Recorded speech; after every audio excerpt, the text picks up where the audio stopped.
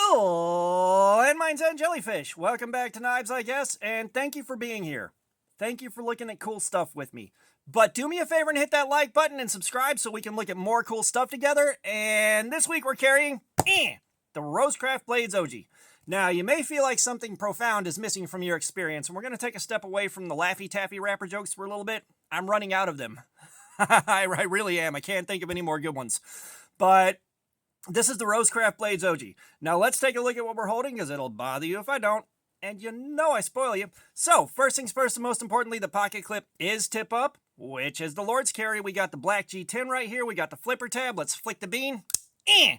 And we have got 3.34 inches of D2 steel. And it was designed by Chase Snyder. So what had happened was, I was at Blade Show last year. Now, after watching a lot of videos by guys like Tim School of Fish, I'd seen RoseCraft come up a lot, so I made a point of dropping by their table. They had a lot of stuff at just unbelievably good prices. Like, I was shocked at how good the prices were, and I grabbed a couple of things to do giveaways with that went over really well. This was on the table for 15 American dollars. That's right, 15, and they are still on RoseCraft's website for $15 for D2, and you get this.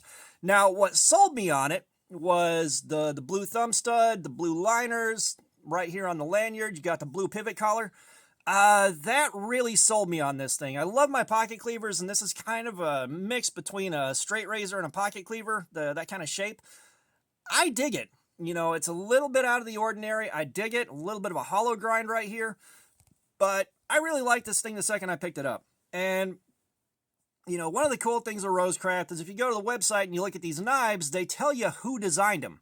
You know, I stood there and talked with Andy Armstrong for a while. He designed the Castoria. And cool dude. He even gave me some stuff to give away come time for it.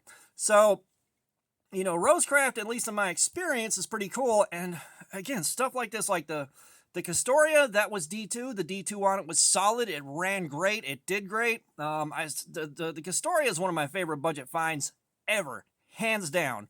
So this seems like a no-brainer. Let's take a look at the factory edge and see where that's sitting, because I am definitely curious about that. We got this way before we started doing testing on the edge quality. This may be where the RoseCraft shows up in force. Yeah, RoseCrafts, in my experience, have had a mixed bag on the factory edges. Some of the factory edges have been great. Some of them have been a little bit crusty. That was not too shabby, but I would be surprised. I'd be surprised if it was down below 250.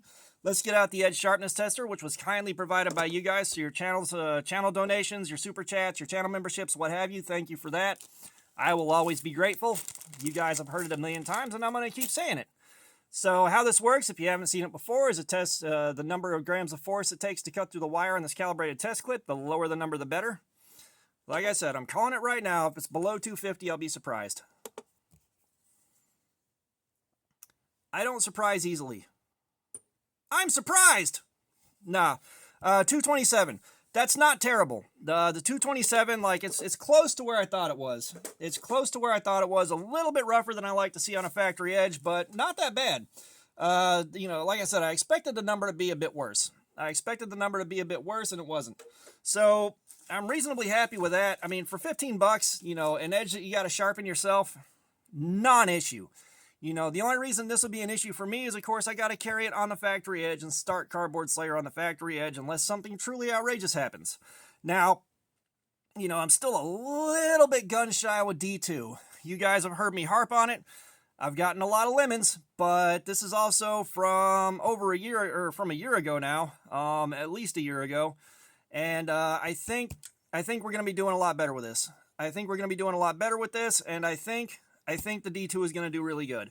I'm not too concerned about this. Like I said, the last piece of D2, the last two pieces of D2 we tested from RoseCraft turned out to be really damn good. So, you know, kind of going into this week, I'm looking at a pretty vanilla carry. Nothing is going to stand out about this as good, bad, or indifferent. I think this is going to be a solid daily driver. It's going to be something that I enjoy carrying. It's going to be something I enjoy showing off. Now, if this had red liners and, you know, red accents on it, I know one guy that would freak all the way out at work, but it doesn't. So, you know, you do what you got to do there. But, yeah, I've been looking forward to carrying this for a while, and it's just, you know, kind of new thing came in to get distracted by, new thing came in to get distracted by. Like, I've got a couple of RoseCrafts left that I've been wanting to carry for a long time. This is one of them, so I'm definitely happy to be getting into it now.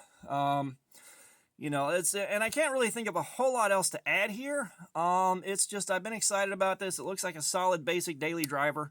You know, the style on it's got a little bit of funk to it. I like the compound grind on the tip right here. This is not sharp, obviously, but I like the compound grind here. The hollow grind, I can take it or leave it, but it doesn't feel like this is going to be the kind of hollow grind that adds tons and tons of resistance to Cardboard Slayer. Hopefully not. Now I got a feeling the gap right here in between the liners being this wide is going to show up and bite me right here in the fingy when we do a Cardboard Slayer, but we'll find out about that when we get there. But yeah, and this thing does centrifugal open. Sometimes I got to really, really work for it, but I have gotten it to centrifugal a couple of times. I don't think this is going to regularly centrifugal unless I spend a lot of time breaking it in, and I mean, honestly, I may be walking around work doing this for extended periods just to try to get it broken in and see what I can do with it.